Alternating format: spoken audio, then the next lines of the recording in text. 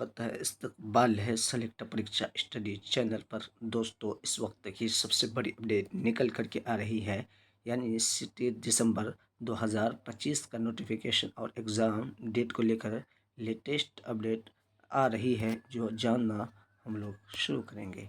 दोस्तों, 27 दिसंबर 2025 का नोटिफिकेशन अब तक ऑफिशियल जारी नहीं हुआ है। बहुत सारे अभ्यर्थी चिंता में हैं ये कि नोटिफिकेशन कब तक जारी होगी और एग्ज़ाम कब तक होगा।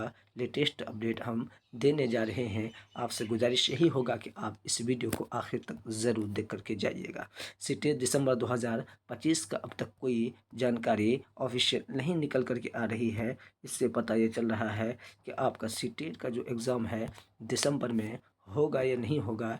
ये बहुत कन्फ्यूज़न में पड़ा हुआ है अभ्यर्थी, क्योंकि सीटेट का अगर दिसंबर में एग्ज़ाम होना होता अब तक नोटिफिकेशन आ जाना था। अगर देखते हैं, अगर हफ्ते दिन के अंदर में अगर आपका नोटिफिकेशन जारी नहीं करता है तो आप मान के चलिए कि आपका एग्ज़ाम दिसंबर में होने नहीं जा रहा है। सीटेट दिसंबर वाली होने नहीं जा रहा है। इसीलिए तमाम अभ्यर्थी अपनी आवाज़ को बुलंद करते रहे, इस वीडियो को ज़्यादा से ज़्यादा शेयर करें।